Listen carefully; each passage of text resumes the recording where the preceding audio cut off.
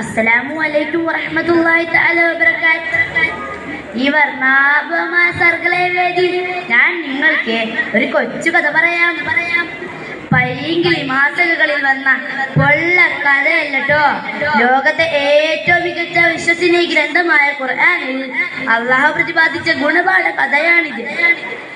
പണ്ടൊരു നാട്ടിൽ പടച്ചവൻ തന്ന പണം പാവങ്ങൾക്ക് നൽകിക്കൊണ്ട് പരിശുദ്ധ ജീവിതം നയിച്ച ഒരു പണക്കാരനുണ്ടായിരുന്നു.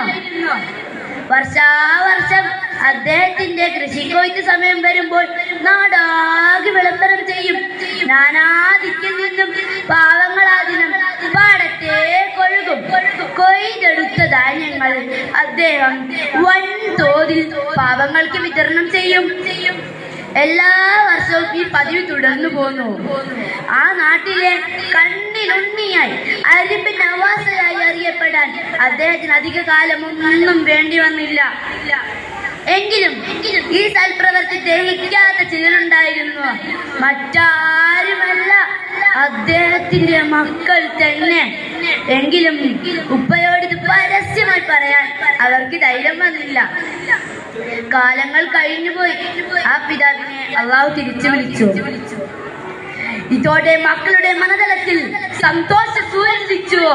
ഇല്ല, ഇനി നമ്മുടെ വാലുകളിൽ നിന്ന് ഒരു ചെറുതരി പോലും കൈപ്പിടിയിൽ ഒതുക്കാൻ ഒരുത്തരെയും അനുവദിക്കുകയില്ല. ഒന്നാമനും മൂന്നാമനും അട്ടഹസിച്ചു. ഇക്കാലത്തുമുണ്ടല്ലോ പാവങ്ങളുടെ ഹലാലാക്കുന്ന പിശുക്കന്മാർ. ഇതുകൊണ്ട് തന്നെയാണ് റബ്ബ് അടിക്കടി പരീക്ഷിക്കുന്നതെന്ന് ഓർമ്മയിൽ ഇരിക്കട്ടെ. ഞാൻ കഥയിലേക്ക് തന്നെ തിരിച്ചു വരാം.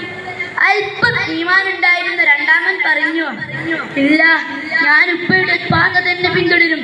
ഇല്ലേ, റബ്ബിന്റെ പരീക്ഷണം വന്നേക്കാം.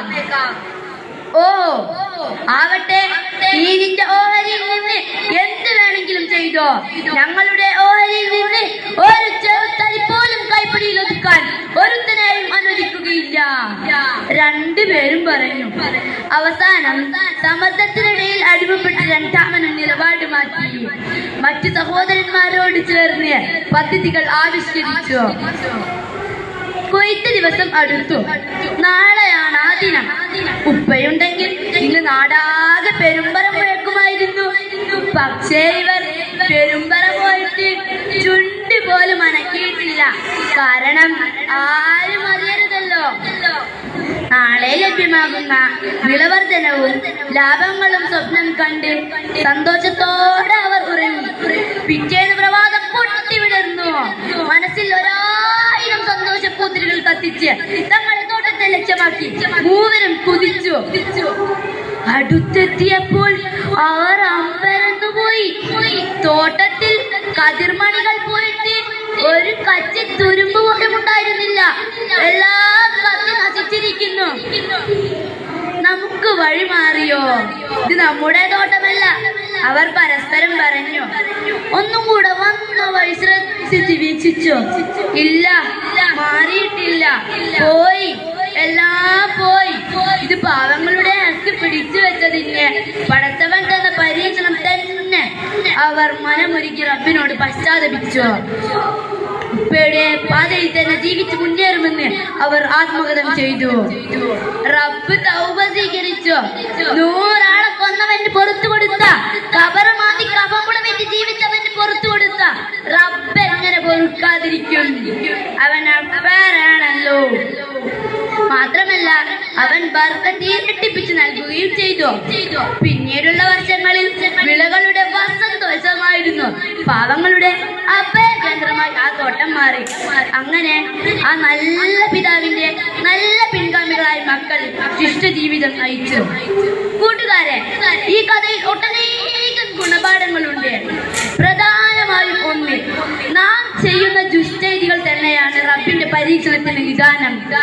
കൊറോണയും പ്രളയവും ഉരുൾപൊട്ടലും മേൽ കഥയിലെ സാമ്പത്തിക നഷ്ടങ്ങളെല്ലാം. അതുകൊണ്ട് അവൻ തന്ന അനുഗ്രഹങ്ങൾക്ക് നാം സദാ ശുക്ർ ചെയ്യേണ്ടതുണ്ട്. ഇല്ലേ, അവൻ നമ്മെ പല രൂപത്തിൽ പരീക്ഷിച്ചേക്കാം. എത്തിച്ചേക്കാം. ഇതുപോലെ പാവങ്ങളുടെ അവകാശത്തിന് വിലങ്ങ് തടി സൃഷ്ടിച്ചു വെക്കുന്നത് അവന്റെ ബലാ ഇടവരുത്തുവാൻ കാരണമാകുമെന്നും മാത്രമല്ല, പരീക്ഷണങ്ങൾ വരുമ്പോൾ പശ്ചാത്തപിച്ചാൽ റഹ്മാൻ ബറക്കത്ത് തീർച്ചയായും ഇരട്ടിപ്പിച്ച് നൽകുകയും ചെയ്യുമെന്ന് ഈ കഥ വിളിച്ചറിയിക്കുന്നുണ്ട്. ഈ ഗുണപാഠങ്ങളെല്ലാം ഉൾക്കൊണ്ട് ഇതിലോക വിജയം നേടാൻ നമുക്കേവർക്കും അല്ലാഹു തൗഫീഖ് നൽകുമാറാകട്ടെ. ആമീൻ. ശുഭം. ഇവിടെ നിർത്തുന്നു ഈ കഥ. അസ്സലാമു അലൈക്കും വറഹ്മത്തുള്ളാഹി തആല വബറകാതുഹു.